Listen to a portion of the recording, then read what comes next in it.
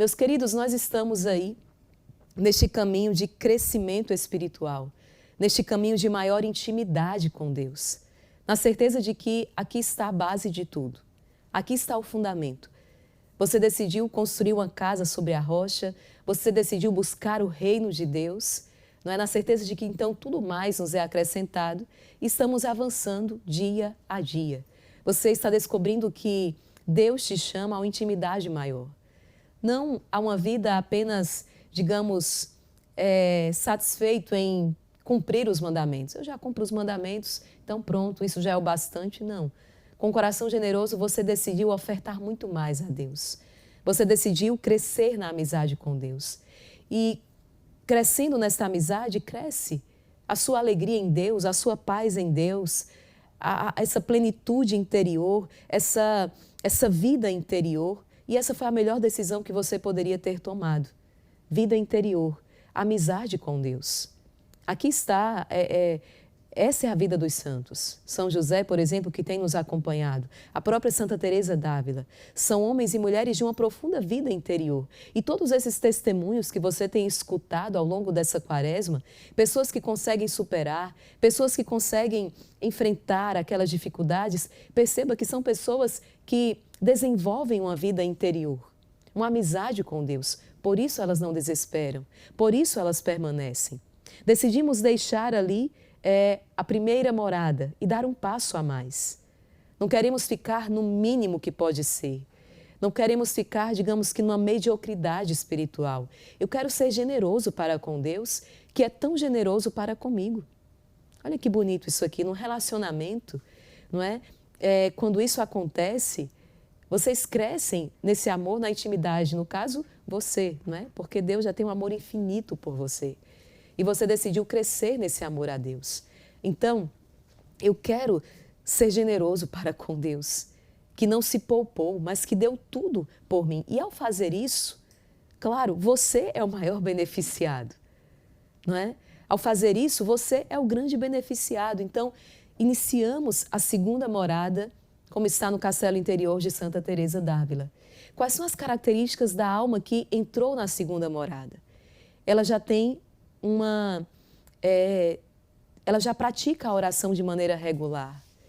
Ela já consegue ouvir a voz do Senhor que convida, que chama, que atrai a uma santidade. A santidade, a generosidade, não é? Ao sacrifício por amor. A vida espiritual dela não está restrita à observância dos mandamentos, o que já não é pouca coisa, eu sei, mas ela quer dar mais. A vida espiritual dela já não se resume ao não ao pecado, mas a um sim pleno a Deus. Eu não quero negar nada a Deus, eu quero dar tudo a Deus, tudo aquilo que Ele me pede. E aqui, muitas vezes, nós vamos precisar estar dispostos a sacrificar até mesmo aquilo que seria lícito possuir. Situações que em si não configuram pecado, mas eu sei que Deus está me pedindo algo mais. Eu sei que Deus me pede, inclusive, o sacrifício disso aqui também. Então, é uma alma cujo coração está sendo dilatado. É uma característica da pessoa que está na segunda morada. Quantas moradas são? 7. Nós estamos na segunda e nós queremos avançar. Então, as características da pessoa que está aqui, crescendo espiritualmente, progredindo espiritualmente, ela já tem a prática da oração regular. Ela reza com frequência, ela se dedica à oração. Segundo, ela já escuta a voz de Deus. Ela já não está mais, digamos que, surda, como estava na primeira morada, que ela escuta a voz do seu Senhor. Eu vi o Senhor, eu ouvi a sua voz. Quantas vezes nós cantamos isso já este ano, não é? Quem enviarei? Quem irá por nós? E você respondendo, eis-me aqui, Senhor, envia-me. Eu quero me gastar por amor a Deus, pela igreja, pela conversão dos pecadores. A alma está adiantada. Muitos de vocês que estão aí fazendo esse caminho, não é? Na segunda morada. O coração está dilatado. Eu quero dar mais, eu quero dar tudo a Deus. Bendito seja Deus por isso. E a alma aqui também, ela já adquiriu um conhecimento mais honesto de si mesma diante de Deus. Ela já cresceu um pouco mais naquele autoconhecimento. Agora, preste atenção, o que é que nós vamos trabalhar? O que é que nós vamos trabalhar Meu iPad aqui travou, deixa eu abrir de novo aqui. O que é que nós vamos trabalhar, então, ao longo desses dias? Deixa eu fechar aqui e entrar de novo. Pronto. Hoje eu quero trabalhar ainda um pouco mais com você a primeira questão que nós vamos precisar enfrentar nessa morada. Porque quanto mais eu rezo, mais as batalhas se intensificam. Por quê? Às vezes as pessoas elas se fazem esse questionamento. Irmã Maria Raquel, quanto mais eu rezo, mais assombração me aparece. Vamos entender, com o auxílio do livro Imitação de Cristo, o que acontece aqui, que quanto mais você reza, parece que mais as batalhas se intensificam. Depois, eu vou partilhar com vocês a vergonha e a autopiedade, as duas grandes tentações que a alma sofre nesse caminho, nessa morada. A vergonha e a autopiedade. Vamos descobrir o que é isso e aqui está uma das grandes tentações que a alma sofre nessa morada. Vamos ver ainda, desmascarando o inimigo, o que é a tentação e como ela age nessa segunda morada. E ainda, nós vamos partilhar aqui por que Deus permite, então, essas tentações. E não para aí não. Como vencer as artimanhas do maligno que se manifestam nesta segunda morada. Então, e ainda um ponto, olha, disciplina, a determinada determinação e regras de vida. São 6 pontos que eu elenquei aqui que eu quero trabalhar com você nesses próximos dias, nesta segunda morada, tá? Lembrando que quanto mais a gente avança, né, mais essa caminhada ela vai se tornando, digamos, emocionante. E é importante você não desistir, é importante você permanecer atento nesse caminho de progresso e de intimidade com Deus. Vamos lá. Santa Teresa vai dizer o seguinte, na segunda morada, o inferno inteiro já declarou guerra à alma, porque percebeu a determinada determinação desta alma de se deixar santificar por Deus. Ela está determinada a crescer nessa relação com Deus. E o maligno não vai ficar assistindo isso de camarote. Não vai mesmo. Porque aqui ele já sabe não apenas o prejuízo que ele sofrerá por causa da sua própria santificação, você mesmo crescendo na intimidade com Deus, mas do prejuízo que a sua dedicação a Deus, a sua oferta generosa de si mesmo a Deus, o seu abraçar o sacrifício por amor, na verdade, vai fazer com que inúmeras outras almas sigam o seu passo. Vai fazer com que inúmeras outras pessoas acabem sendo iluminadas por essa luz que você porta, que é o próprio Jesus, que você carrega dentro de si. Então, olha que prejuízo aqui você dará ao inferno. E o maligno tem consciência disso. E então ele vai fazer tudo o possível para deter o seu passo. É aquela experiência da pessoa que, convencida, não é, de que ela não quer ela não quer a salvação apenas para si. Ela quer salvar a sua família. Ela quer salvar os seus, ela vai anunciar a palavra, ela vai pregar esse evangelho com a sua própria vida. Por onde ela passa, ela testemunha esse amor de Deus.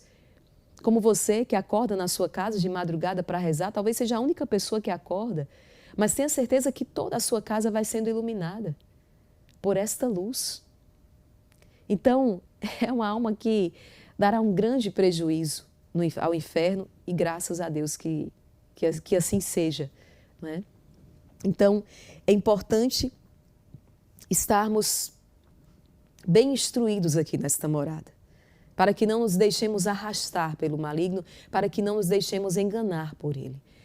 Essas formações ao longo desta semana, elas são imprescindíveis, elas são muito importantes. Vamos lá. Ao entrar na segunda morada, a alma costuma experimentar uma sensação tanto quanto paradoxal. Por quê? Ela reza mais, ela busca a Deus com maior seriedade, ela deseja crescer em santidade e, no entanto, ela sente que as batalhas espirituais se intensificam. Então, parece dois contrários. Nossa Senhora, eu estou rezando mais, e é só batalha. Eu estou rezando mais, eu estou me dedicando mais e é só pancada. A alma experimenta isso aqui. E qual é o grande risco? Achar que ela está retrocedendo, achar que isso é um fracasso, ou até mesmo pensar que está abandonada por Deus. E não é assim. O primeiro ponto que caracteriza a entrada na segunda morada é um progresso real. Entra na segunda morada quem de fato está tendo um progresso real nessa vida de intimidade com Deus. A alma já não está apenas começando. Não. Ela percebe cada vez mais a necessidade de crescer em santidade e progride no conhecimento de si e da sua condição perante Deus. Muitos partilham comigo, né, que quando começam a se dedicar um pouco mais à vida de oração, a ir à missa com a maior frequência, a se colocar à disposição para servir, né, em casa, junto à família, na igreja, com as diversas necessidades ali, as pessoas que já convivem com você, que vão vendo essa transformação, na cabecinha delas, elas começam a achar que você, pirou. Né? E até verbalizam isso, dizendo, não, você só pode estar doido, você só pode estar doida, você enlouqueceu. Se você está escutando isso, né, dentro desse contexto aqui que eu estou falando, pode considerar isso um elogio, tá? Pode considerar isso um grande elogio. Esses dias mesmo eu escutava de alguém dizer, Maria Raquel, lá em casa, todo mundo, é o uníssono, né? Todo mundo está dizendo que acha que eu enlouqueci. Enlouqueci. É interessante, né? As pessoas vão se dedicar a tantas outras coisas e se dedicam com tanto afinco para ter um corpo esbelto, aí, malhado, não é? Para alcançar uma maior fineza intelectual. As pessoas se dedicam, seja, né, quando elas encontram algo que se identificam e que desejam e querem, elas vão lá e caem de cabeça e está tudo bem. Mas quando você encontra alguém que na vida espiritual, nessa amizade com Deus, também mergulhou de cabeça, porque faz todo sentido, as pessoas ao redor vão ter dificuldade de compreender isso. E aí vem, não, fulano enlouqueceu. Eu passei por isso, né? Há muitos anos atrás, quando eu vivi essa experiência com Deus, e olha que a minha família toda católica. Meus pais, minha família sempre de Santa Missa aos domingos, mas estavam satisfeitos ali, digamos, nessa primeira morada. E olhe lá, né? E olhe lá, não sei nem se a gente estava na primeira morada ali. Mas, assim, estavam satisfeitos em cumprir aquele checklist, né? Aquelas obrigações que, como católico, aprenderam que precisavam cumprir, como ir à missa ao domingo e pronto. Praticamente, a vida espiritual se resumia aqui.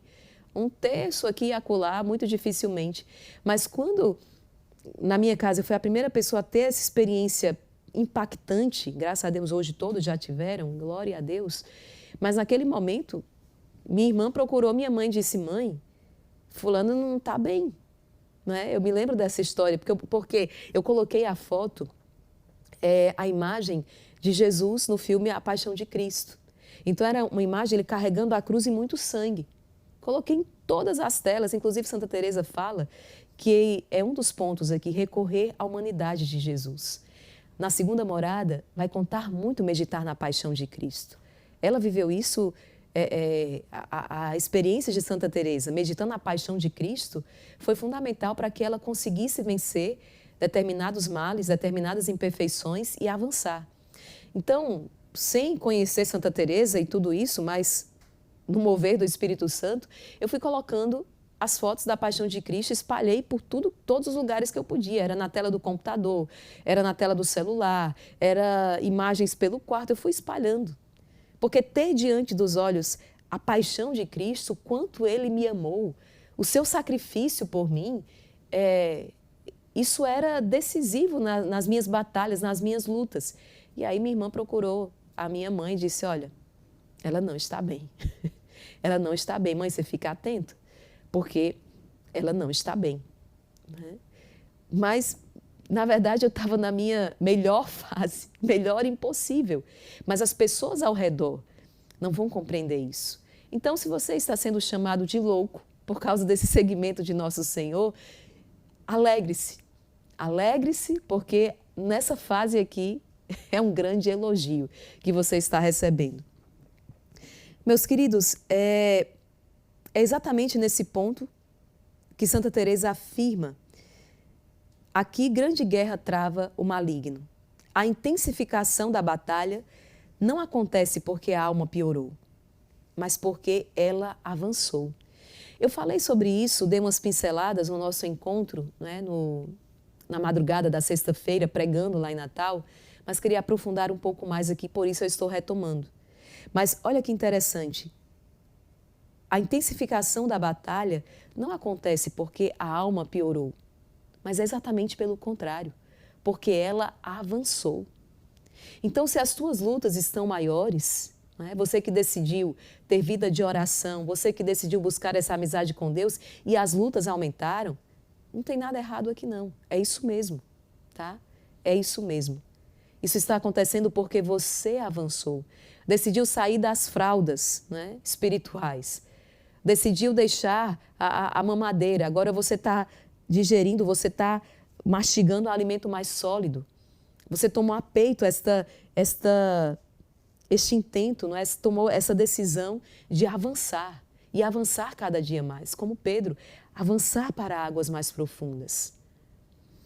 Então, está mais consciente, está mais próxima de Deus e, portanto, mais ameaçada pelo maligno.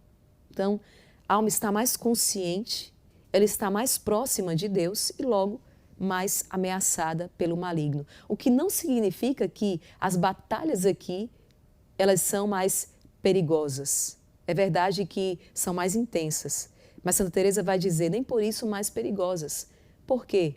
Lembre-se, à medida que você avança nesse castelo interior, que é a sua alma, e você vai avançando de morada em morada, até chegar no centro mais profundo, onde ela vai dizer, ali Deus habita, quanto mais você avança, acontece algo muito interessante. Você se fortalece e o inimigo enfraquece. Tá? Você se fortalece e o inimigo enfraquece. Então, tudo isso que eu estou falando aqui, você deve ter na sua mente um letreiro assim, bem grande, ó, e deixar isso, ter uma ressonância em toda a tua alma, nos teus sentimentos. Não tenha medo, tá? Não tenha medo, porque à medida que você avança, você se fortalece e o maligno enfraquece. Vamos prosseguir. A própria estrutura do castelo ajuda a compreender isso. A alma agora está mais afastada do pátio, das paredes externas infestadas e mais próxima do centro, onde habita o rei. Isso significa que, embora o inimigo pareça mais ativo, o seu poder real é menor. Aquilo que eu acabei de falar aqui. Embora o inimigo esteja mais ativo, o seu poder real é menor. É por isso que ele começa vamos numa linguagem aqui, não é? A dar soco e pontapé para todo lado. Não é? Por quê? Porque, na verdade, ele sabe que ele está perdendo influência sobre você, que ele está perdendo a força sobre você. Qual é a grande arma da alma aqui? É o amor. É o amor. É a grande arma que te faz poderoso e poderosa em Deus. É amar a Deus. Então, quanto mais você cresce nesse amor a Deus, é óbvio que você se torna mais forte e o inimigo perde a força. É por isso que ele vai sapatear aqui. É por isso que ele vai começar a fazer os seus espetáculos. Porque ele sabe que está perdendo. Ele sabe que está perdendo o território. Ele sabe do estrago que você já começou a fazer no inferno. Ele sabe que você agora representa esse obstáculo nos planos que ele tinha. Não só para te fazer perder, mas para perder todos aqueles que caminham com você. Todas aquelas almas que te são confiadas. Todas aquelas almas, seja em casa, no ambiente de trabalho, que essa luz que você porta agora está iluminando. Olha que obra linda. Contempla isso aqui. A tua decisão ilumina não apenas a sua vida, mas a vida de muitas pessoas ao teu redor. Quão grande é a sua responsabilidade. Vamos então prosseguir. Quanto mais a alma se aproxima de Deus, menor é o poder e a influência do inimigo sobre ela. O combate se torna mais visível e não necessariamente mais perigoso. Santa Teresa chega a afirmar que, objetivamente, a alma está em menor perigo do que na morada anterior. Olha aqui. Santa Teresa chega a afirmar que, nessa segunda morada, embora as batalhas se intensifiquem, a alma está em menor perigo do que na morada anterior, onde ela era muito mais vulnerável. Em outras palavras, tu está ficando esperto. Tu está ficando esperto na vida espiritual. Você está crescendo nessa sensibilidade. Né? Para cima de mim, com aquelas artimanhas do maligno, para cima de mim não. Você já consegue perceber isso, claro. Lembre-se que crescer nesse autoconhecimento é crescer na humildade. E o maligno não pode nada para com uma alma humilde. Nada. Você vai crescendo naquela total dependência de Deus. Eu sou totalmente dependente do Senhor. Aquela verdade que você começou a descobrir lá atrás, João 15, sem Deus eu nada posso. Você vai crescendo nessa certeza. Ou seja, na sua maior dependência de Deus, na maior humildade, no maior conhecimento de si. Então, tudo isso te fortalece.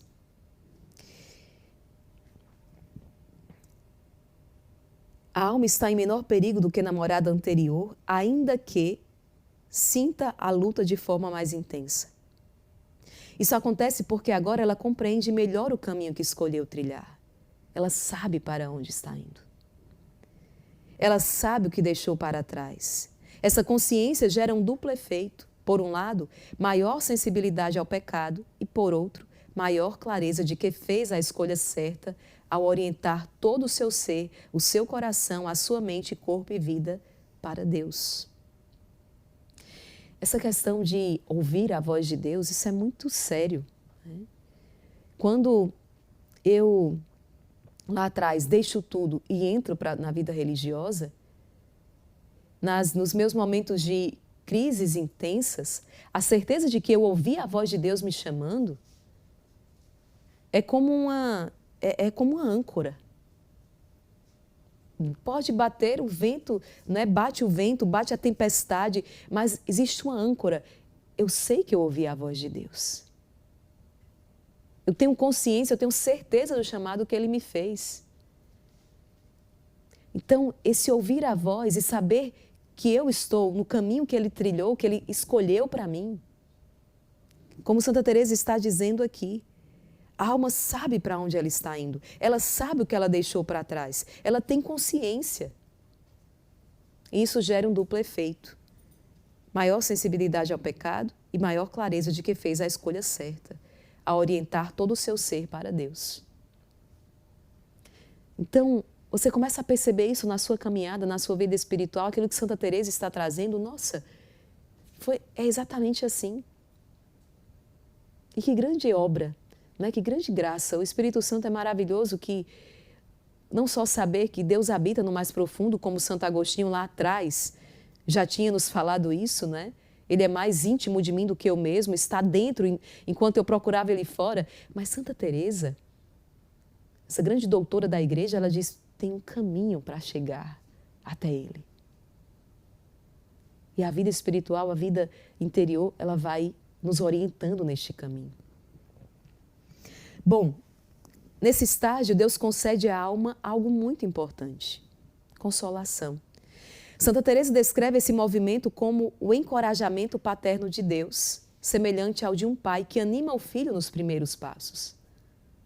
Então aqui Deus também nos dá uma outra consolação, para que você não desanime diante dessas muitas batalhas. É um refrigério interior que confirma o caminho escolhido. Não se trata ainda de uma estabilidade profunda. Não, aqui a alma ainda não goza dessa estabilidade, dessa pacificação completa. Vai chegar nisso lá na frente.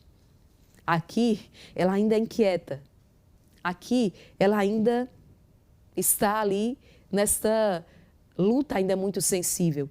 Mas ela tem um auxílio misericordioso que a ajuda a perseverar. Deus lhe dá essas consolações, para que ela não desanime, para que ela não desista.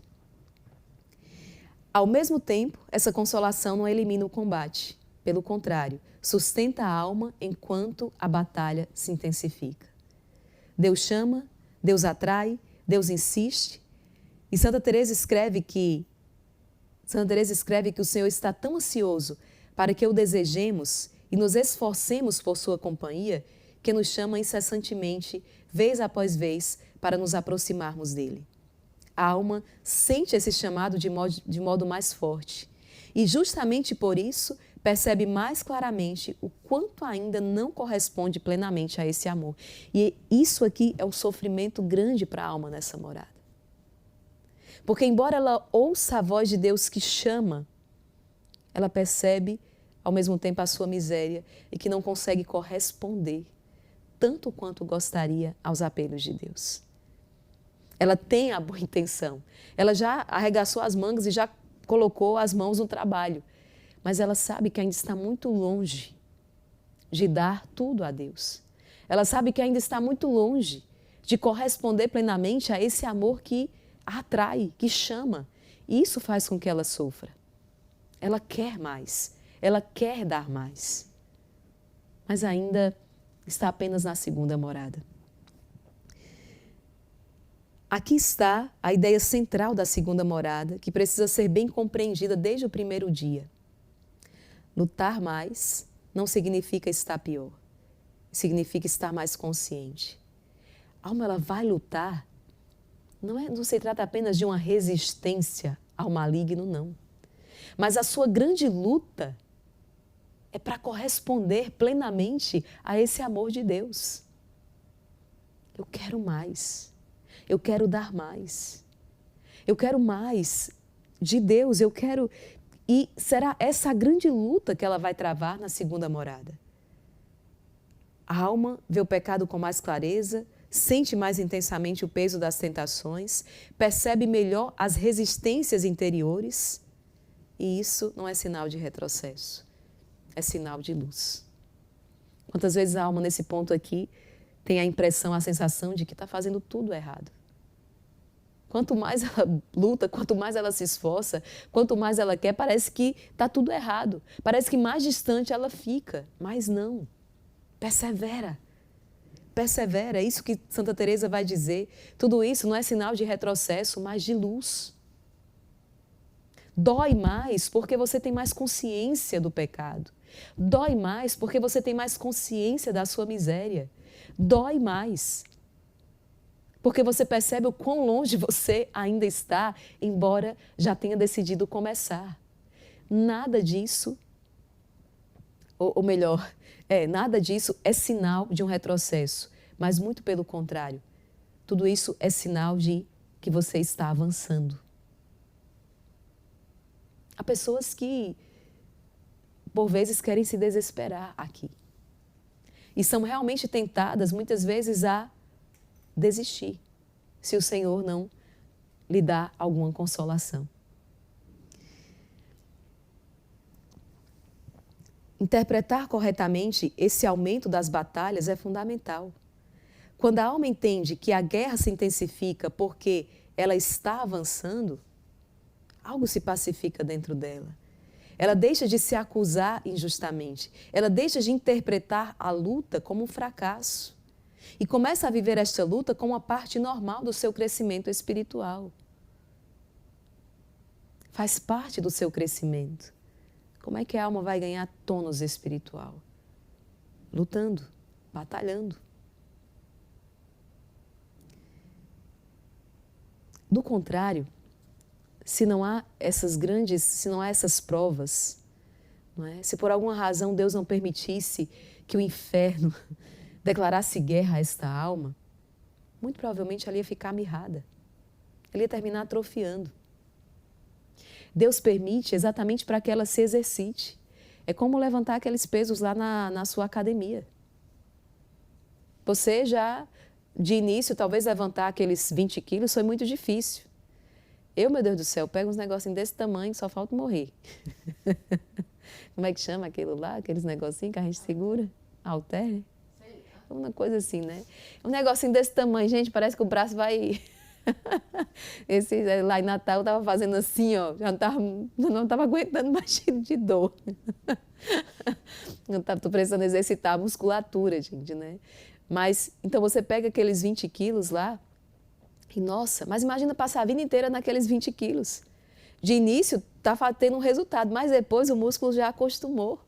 Então tem que botar mais 30, tem que botar 40, tem que botar 50, para que esse músculo ele vá se desenvolvendo. Tal se dá quando nós falamos no espiritual. Então Deus vai permitir que o inferno declare guerra a esta alma. Por quê? Para que você também desenvolva, né? Para que você ganhe esse tônus espiritual. O fruto desse primeiro passo aqui, onde nós estamos, é a clareza. A alma aprende a dizer com serenidade: estou lutando porque eu avancei. Então, Teresa dá a chave de leitura correta aqui. Quantas pessoas são tentadas a, de repente, desistir porque eu só posso estar fazendo alguma coisa errada. Eu só posso estar rezando errado. Eu só posso... Por quê? Porque sente a batalha se intensificar. Mas não. Se você está, né, rezando bem, buscando a Deus, e essa batalha está aí, ela está aí exatamente porque você avançou. Estou lutando porque eu avancei. Você ainda não chegou àquele estado de pacificação interior completa. Não é nessa morada. Não é aqui. Você vai chegar aqui, se avançar, continuar avançando de morada em morada. Um estado de uma paz absurda interior, uma pacificação. Né? Quando lhe forem iguais. Primavera e o outono, o inverno e o verão. Né?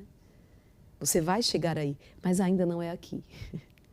Aqui, na segunda morada, olha, até a terceira morada, é uma ascese, é uma luta ferrenha. Primeira, segunda e terceira morada é uma luta ferrenha. Por isso que Santa Teresa vai chamar tanta atenção para a tal da determinada determinação. Eu comecei e eu não vou parar até conseguir. Eu comecei isso aqui e eu não vou parar até conseguir. Com a graça de Deus, sem jamais esquecer isso. Essa consciência de que sem Deus eu nada posso fazer, ela tem que te acompanhar desde o primeiro passo. E crescer nessa consciência à medida que você avança. Lembre-se de uma coisa. Deus nos prometeu que iria nos elevar, lembra? Queria nos elevar, até deu uma palavra meio difícil, né? Aos altos patamares da vida espiritual. Ou seja, esse crescimento. E iria operar em nós essa transformação interior. Nós não temos como mudar uma realidade fora de nós, mas em nós é possível. Então, eu não tenho como produzir dias melhores aqui fora, mas eu tenho como me fortalecer em Deus o suficiente para enfrentá-los, para encará-los.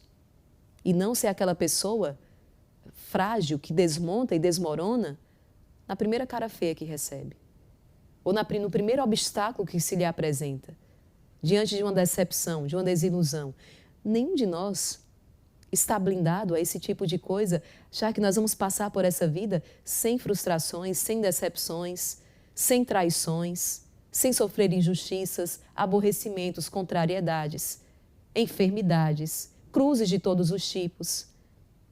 Mas nessa escola aqui, com Santa Teresa, com a imitação de Cristo, Deus está fazendo a obra mais maravilhosa que existe, te fortalecendo.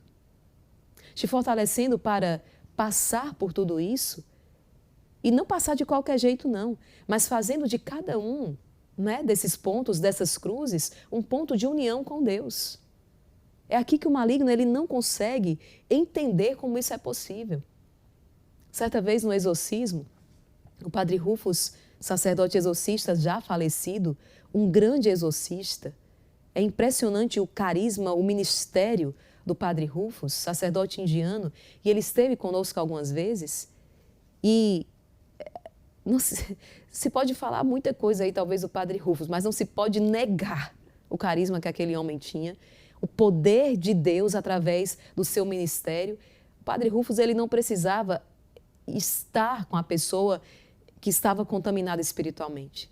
Eu digo porque eu vi. Se a pessoa contaminada espiritualmente estivesse dentro de uma sala e o padre Rufus passasse do lado de fora da sala, o maligno manifestava lá dentro daquela sala. Era uma coisa absurda.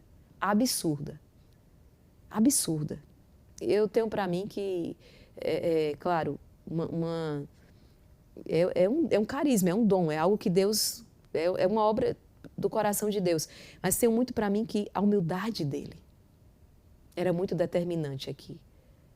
A humildade do padre Rufus era muito determinante nessa libertação que as pessoas experimentavam diante da presença dele, da oração dele. Atribuindo tudo, claro, né? É Deus que faz tudo isso. Mas estou trazendo isso aqui porque certa vez ele apresentou para nós um caso, né? Que inclusive ele filmou e ele trouxe. Num desses momentos de exorcismo, e que aquela alma ela começou a manifestar, né? O maligno falava mesmo, e ele perguntava assim para o padre Rufus, né? Por que, Rufus? Era até em inglês, eu lembro, né? Why, Rufus? Por que, Rufus? Por quê? Eu faço de tudo para trazer sofrimento para ela, no caso era uma jovem. Eu faço de tudo para atormentá-la, mas ela continua. Ela continua ajudando as pessoas. Ela continua fazendo bem às pessoas. Muito provavelmente era uma possessão expiatória. Porque tudo que o maligno queria era sair dali. Porque aquela alma, ela buscava mesmo a glória de Deus. Eu não vou explicar isso aqui, porque sairíamos aqui do foco e levaria muito tempo. Mas essa pergunta que o maligno fazia, por quê? Ele não consegue entender como é que você se utiliza de uma cruz que você enfrenta e aquele sofrimento se tornou um ponto de união com Deus. O que é que ele esperava? Que aquele sofrimento gerasse em você revolta, que aquele sofrimento gerasse em você rebeldia, que aquele sofrimento produzisse em você um afastamento de Deus. E em muitas almas ele consegue. Infelizmente, talvez, na maioria. Vamos lá para o Calvário de nosso Senhor Jesus Cristo? E ali nós temos Jesus ao centro e 2 ladrões crucificados junto com ele. Um deles fez o sofrimento uma ponte para ganhar o céu. Um deles conseguiu fazer do seu Calvário um ponto de união com Deus. Enquanto o outro se entregou à revolta, se entregou à rebeldia. Ambos estavam na mesma situação, mas interiormente. Enquanto pessoa, eles estavam diferentes naquela situação. Então perceba que não é aquilo que lhe acontece de fato, mas é como você está e quem é você diante dessa dificuldade. Como é que você enfrenta esse calvário? Como é que você enfrenta essa cruz que hoje toca a sua vida? Eu farei desta cruz um ponto de união com Deus. Isso aqui faz toda a diferença. Então, estou lutando porque avancei e essa compreensão se torna um fundamento sólido para enfrentar as batalhas mais específicas que surgirão nos dias seguintes. Eu vou fazer a leitura com você do capítulo 6 do livro 3 do Imitação de Cristo. Mas que batalhas são essas que nós vamos enfrentar? A vergonha, a autopiedade, as muitas tentações que o maligno coloca aqui nesta morada. Nós vamos, nesses próximos dias, nessa semana, tocar uma a uma, como quem realmente vai desmascarando o maligno, para que, entrando nessa compreensão, você não detenha o seu passo. Você resista à tentação de parar, mas, pelo contrário, continue a avançar. Capítulo 6 do livro 3 do Imitação de Cristo. E guerreira, tá difícil aí, hein? Tá com sono ainda de Natal. A Regiana tá sonhando já aqui. Vocês, como é que estão aí? Vamos lá, capítulo 6, o livro 3. Filho, não és ainda um forte e prudente amador. Deixa eu explicar essa palavra amador aqui, porque quando eu me deparei com essa palavra nessa tradução, me veio um sentimento estranho, né? Porque amador, muitas vezes, é empregado como um sinônimo de uma pessoa inexperiente, né? Mas quando ele empregar aqui essa palavra amador, é aquele que ama, tá? É aquele que busca amar com todo o seu coração. Esse é o amador do Imitação de Cristo, nessa tradução. Filho, não és ainda um forte e prudente amador, ou seja, não ama ainda com todas as suas forças. E a alma pergunta, por que, Senhor? Porque, por causa de pequena contrariedade, decais do começado, e muito avidamente vais atrás de consolação. Então, ainda, a alma que ainda não é forte e prudente no amor. Por muito pouco, ela ainda corre atrás de consolações. O amador forte, ele permanece firme nas tentações e não dá crédito às astutas persuasórias do inimigo.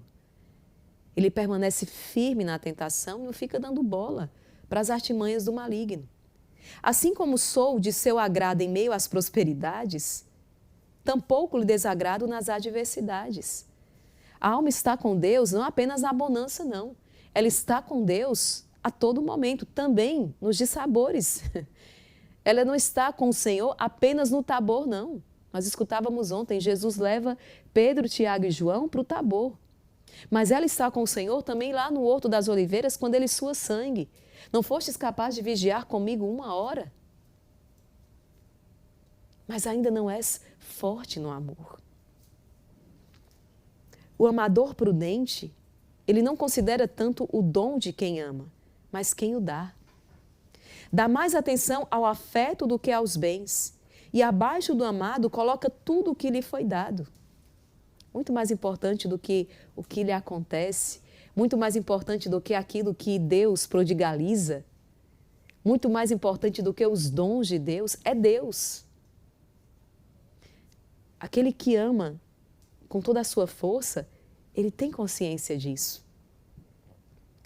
O amador nobre não descansa sobre o dom, mas em mim, sobre todo o dom.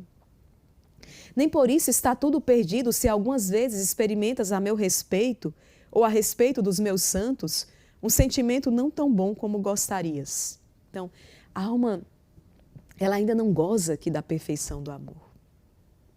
Mas o Senhor está dizendo, nem por isso está tudo perdido. Porque, embora não goze ainda desta perfeição, a alma já tomou uma decisão, ela quer corresponder ao amor. E embora ainda tão imperfeita, o Senhor está dizendo, calma, nem tudo está perdido.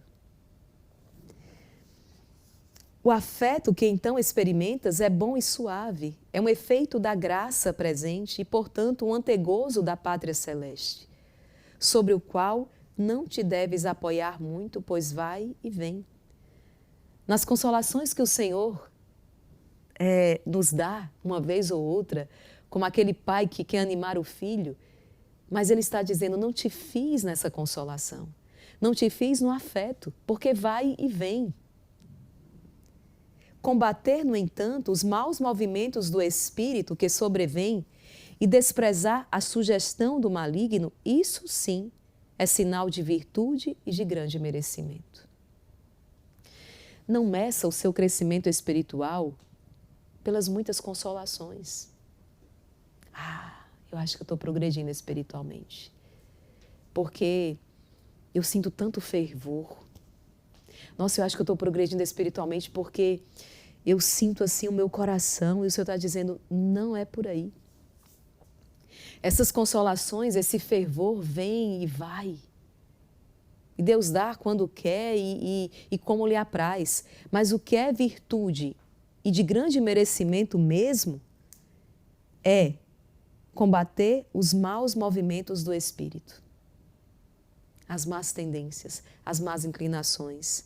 É desprezar a sugestão do maligno. Isso sim é virtude e de grande merecimento. Então não meça o seu progresso por aquilo que você sente, pelo fervor ou pela falta dele. Porque aqui você vai se enganar. Mas meça o seu progresso por essa determinada determinação de combater o bom combate. Não te perturbem, pois, estranhas imaginações, seja qual for o caráter de que se revistam.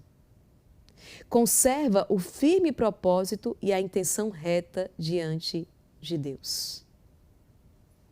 Não é ilusão que sejas algumas vezes arrebatado de repente para fora de ti e retornes num instante às costumeiras inépcias do coração. Pois mais as padeces tu contra a vontade do que as ocasionas. E enquanto te desagradam e as rejeitas, mérito é e não perdição. Hás de saber que o antigo inimigo se empenha de todas as formas em impedir que teu desejo se coloque no que é bom, em que abandones todo o exercício devoto, o culto dos santos, a piedosa memória da minha paixão, a útil recordação dos pecados, a guarda do próprio coração e o firme propósito de progredir na virtude. É aqui que o inimigo se empenha. É aqui que ele se empenha de todas as formas. Impedir que teu desejo se coloque no que é bom, impedir que teu desejo se coloque no que é bom, em que abandones todo exercício devoto, em que abandone o culto dos santos, a piedosa memória da minha paixão, a útil recordação dos teus pecados, a guarda do próprio coração, o firme propósito de progredir na virtude. É aqui que ele age.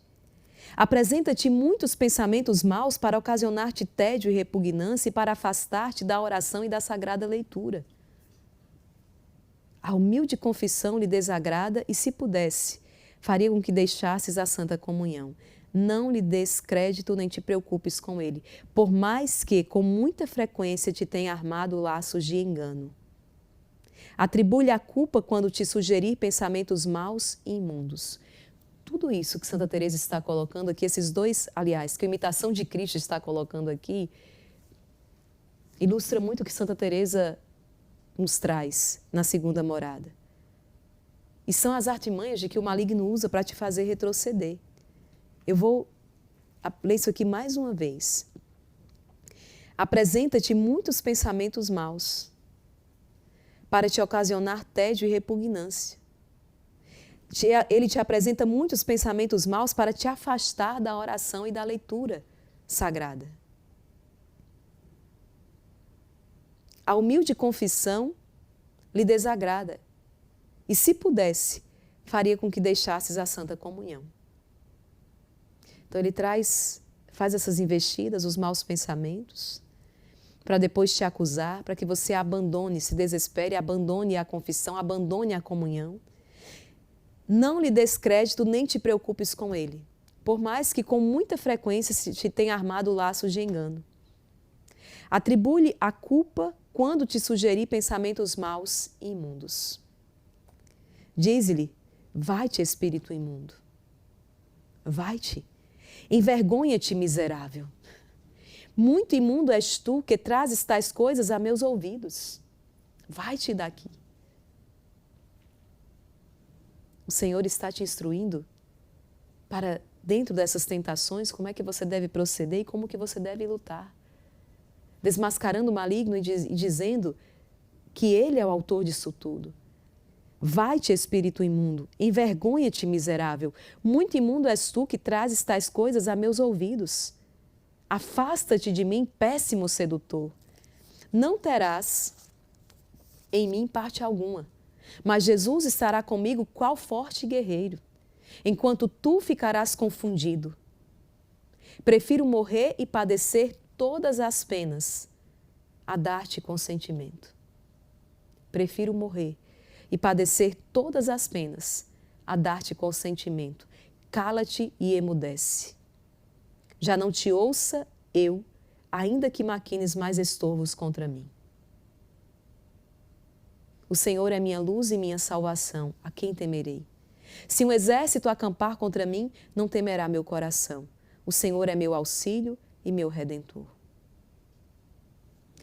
A prova do verdadeiro amor. Nisso consiste o verdadeiro amor. O verdadeiro amor não consiste, vai esclarecer Santa Teresa, nas muitas consolações.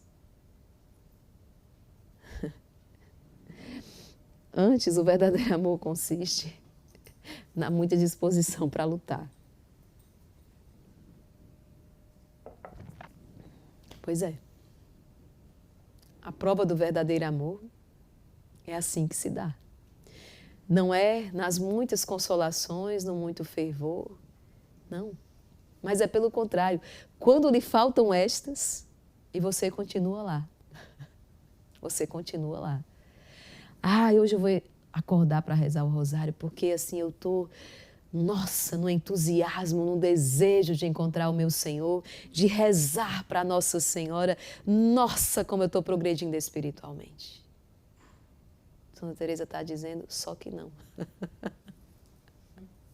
Não mesmo. Não que isso em si seja algo ruim. Não é isso. Mas ela vai dizer, não te fiz nisso. Não é aí que você deve se sustentar.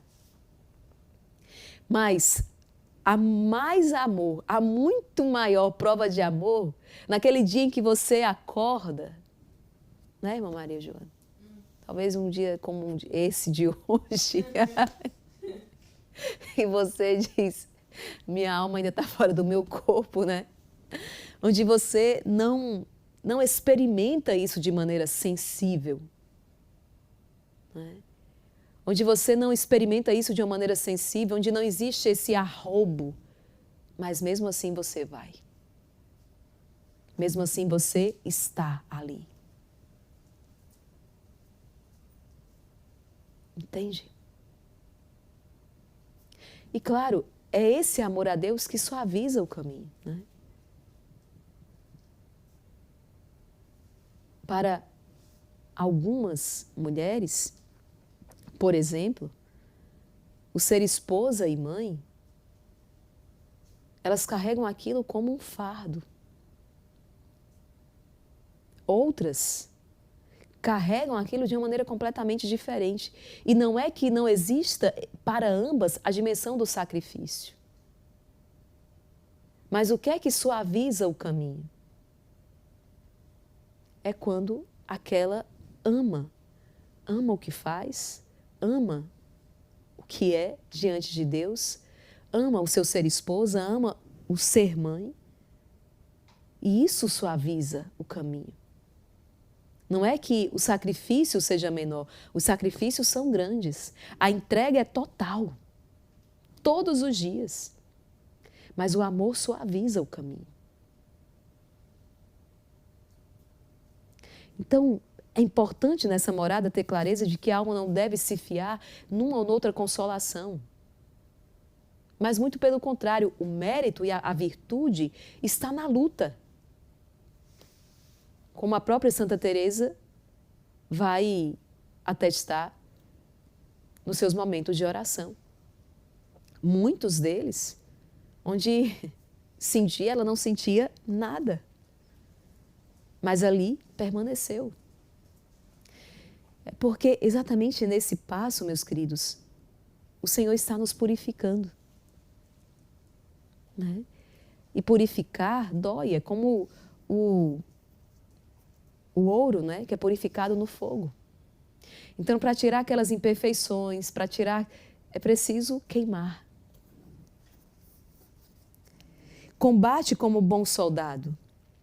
Se enquanto isso caíres por fragilidade, recobra forças ainda mais vigorosas que as de antes, confiando em graça maior de minha parte, diz o Senhor, e cuida-te muito da vã complacência e da soberba. Por não fazê-lo, muitos são levados ao erro e resvalam por vezes numa cegueira quase incurável.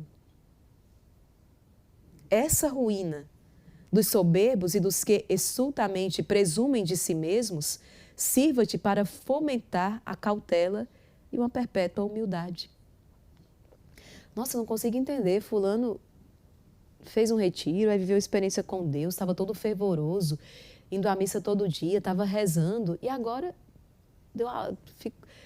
abandonou tudo, deixou tudo. Faltou talvez uma compreensão aqui. Enquanto havia o fervor, enquanto havia, não é, um sentimento, mas tão logo aquilo foi tirado e a alma voltou atrás, retrocedeu.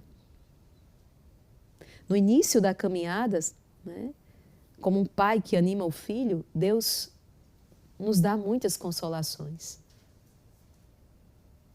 Mas o mérito e a virtude, repito, não está aí.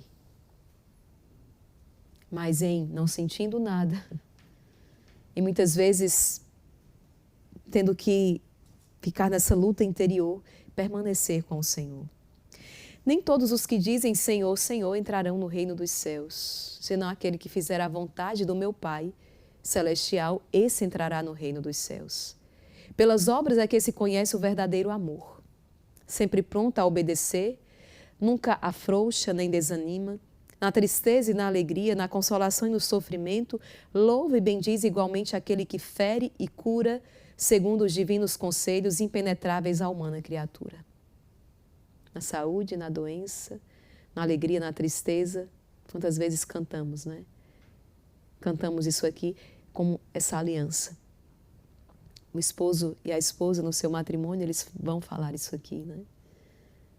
Eu prometo respeitar-te, etc., amar-te na alegria, na tristeza, na saúde e na doença, para com o nosso Deus. No muito fervor, na ausência dele, nas muitas consolações, na ausência dela, eu prometo amar-te, estar sempre contigo. Se a tentação vem prová-lo, peleja, resiste, com ânimo sossegado, porque não conta sobre suas próprias forças e espera a vitória do auxílio que vem do alto. Se alguma vez cai, levanta-te logo, sem turbação, humilhado, mas não abatido. Seu arrependimento, posto que profundo é destemido, porque é isento da irritação da soberba. Suas faltas afligem-no, mas não lhe causam espanto. Conhece a sua fraqueza e a deplora, cheio de confiança na graça que o sustentará se ele for fiel. Desapegado da terra e de suas vaidades que chamam bens, que quer ele? O que Deus quiser, não tem outra vontade nem outro desejo. Quando o seu amado se retira e se esconde de seus transportes, longe de se queixar, confessa-se indigno de o possuir e a privação que o purifica inflama ainda mais o seu ardor. Quando Deus se esconde, ao invés de esfriar no amor, a alma o procura. É isso que ele está dizendo aqui. Onde é que te escondeste, amado? E me deixaste com gemido. A alma que busca a Deus. Quando por alguma razão sente-se distante, não desiste, mas pelo contrário, o busca com renovado ardor. O busca com mais intenso desejo. Quando seu amado se retira e se esconde, longe de se queixar, confessa-se indigno de o possuir, e a privação que o purifica inflama ainda mais o seu ardor. Ó Jesus, quão admiráveis são os caminhos por onde conduzis as almas que vos amam e que têm sede de vós. Ora, as inundais de vossa alegria, ora, as abandonais nas lágrimas, por vezes as prevenis e depois parecem chamar-vos em vão como a esposa dos cantares. Provas de ternura e de misericórdia, purificadas assim aquelas almas escolhidas, pouco a pouco se desatam de seus laços. Elevam-se até vós e um derradeiro esforço de amor as transporta ao pé do trono, em que vos mostrais sem véu. Então se sentem ditosas e saciadas de eterna alegria. A alma vai passando por uma purificação. Não para que Deus saiba algo sobre ela, mas para que ela mesma se conheça. A prova dos israelitas, 40 anos caminhando no deserto, para que eles próprios, eles soubessem aquilo que há em seus corações. Se eu verdadeiramente amo o Senhor ou se sou um mercenário, né? Eu quero aquilo que Ele pode me dar. Eu quero a bênção, mas eu não quero o Deus que abençoa. Olha como isso é forte. É óbvio que eu quero as bênçãos de Deus, mas, sobretudo, eu quero o Deus de toda a bênção. Eu busco a Ele e tudo mais é acrescentado. Mas tem muita gente que fica no externo, né?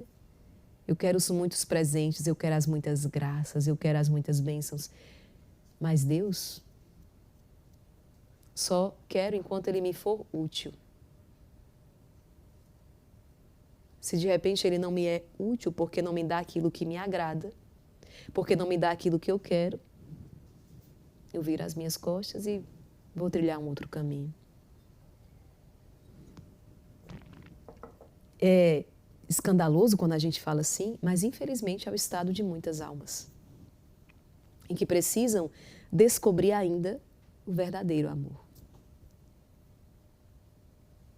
Amo o Senhor, não pelo que Ele me dá, e olha que Ele me dá muita coisa, de maneira imerecida, mas amo o meu Senhor, não apenas no Tabor da vida, no Calvário também.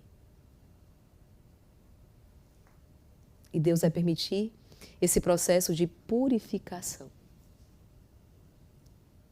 para que, conhecendo a Deus, nos conheçamos também e possamos crescer nessa união com Ele. Eu quero ver a Deus. Era o grande anseio dos santos. Eu quero ver a Deus. Eu quero me unir a Ele. Eu quero muito mais do que essas bagatelas. Ter alguns anos de saúde, ter isso e aquilo, e emprego e etc. Diante do conhecimento de Deus, são bagatelas. São ninharias.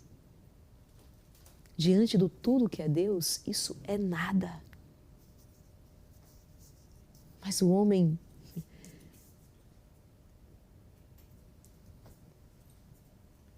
tem dificuldade de entender qual é o chamado de Deus para a sua vida.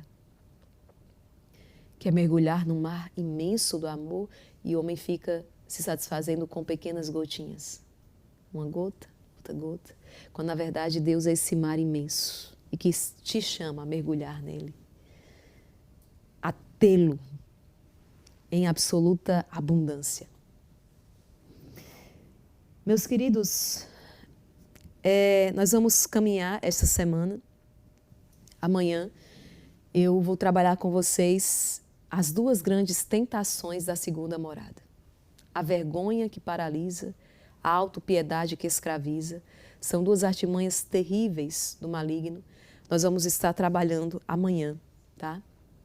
Então, se prepara, reza, conversa com o Senhor. Você tem aí quase 1 hora, né? Acho que até mais, 1 hora aí de pregação, 1 hora de muita partilha. Volta nessa pregação, escuta quantas vezes forem necessárias, porque Deus não te quer numa superfície, não. Deus te quer em águas muito mais profundas.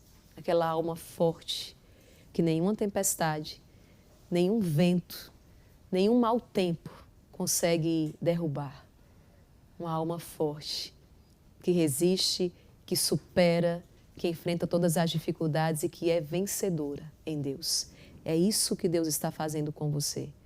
É esse teu interior que Ele está trabalhando ao longo desta quaresma da igreja, para que de fato você possa dizer sim, em Cristo somos mais que vencedores. Já não sou eu que vivo, é Cristo que vive em mim. É difícil traduzir em palavras humanas uma realidade tão divina. Deus chamou o homem a algo tão grandioso e nos deu uma vocação tão sublime. Sede perfeitos, sede santos. Mas para isso precisamos nos desapegar das ninharias desta terra para subir, subir, subir cada vez mais aos píncaros, não é? Aos topos do amor, da vida com Deus. Essa é a verdadeira vida. Tudo mais não passa de uma ilusão. Amém? Deus abençoe você e amanhã a gente se encontra nessa semana de grandes superações. Até o nosso próximo encontro, se Deus quiser.